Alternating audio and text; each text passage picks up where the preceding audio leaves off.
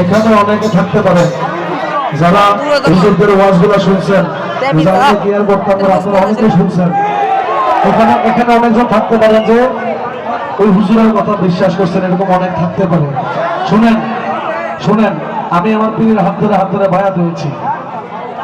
আমি আমার পীরকে ওয়াদা করেছি যে বাবা আমি আমার জানা শোনা মতে আমি আর কোনো গুনাহ করব না। এটা কাকে ওয়াদা করছি? এখন আমি যে গুনাহটা করলাম না জানিয়া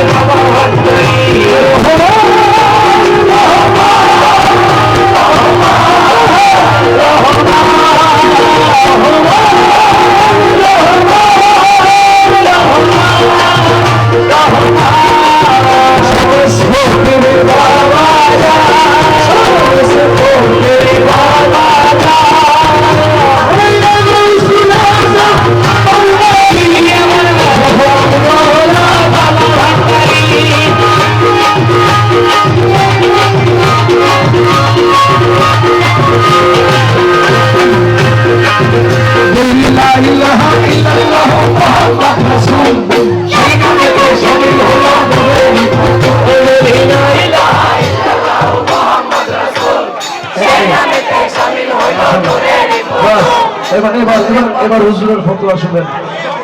উনি বলছে এই গান যে গাইছে যে শুনছে সবাই কাফের হয়ে গেছে। তাহলে আমি হিসাব করলাম বাংলাদেশের 5-7 কোটি মানুষ কি হয়ে গেছে। আচ্ছা ধরে নিলাম আমরা কাফের হয়ে গেছি, জানি কি আর করতাম কোনো এই কথাটা ধরার কারণে আমরা কাফের হয়ে গেছি। কিন্তু পরে লাগে আপনারা কি বললেন, লা ইলাহা ইল্লাল্লাহু। কাফের হওয়ার পরে আবার ঈমান হতে আনছেন। হাদিস শরীফ অনুযায়ী একজন মুসলমান যদি আরেকজন মুসলমানকে কাফের বলে, একজন মুসলিম যদি আরেক মুসলিমকে কাফের বলে,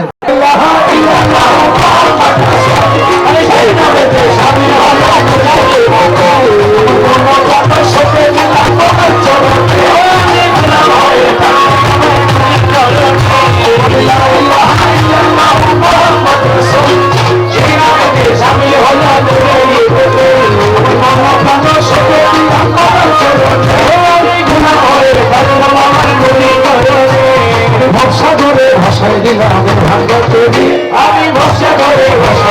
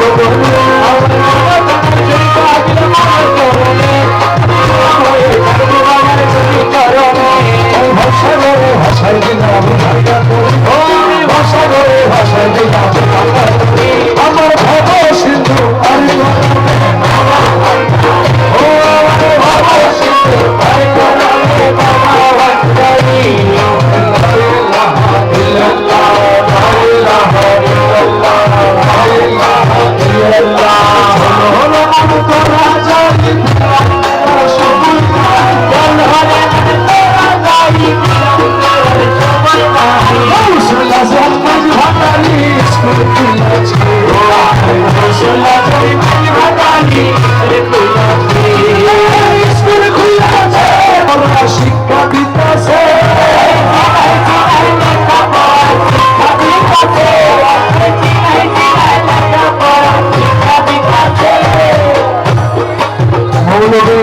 মৌলবী কিতাব করে মৌলানা হয়েছে আর ডিসেম্বরে জোয়ানের বুড়া শিখা শিখা লেখা পড়া শিক্ষা দিতেছে শিখা শিখা লেখা পড়া শিক্ষা দিতেছে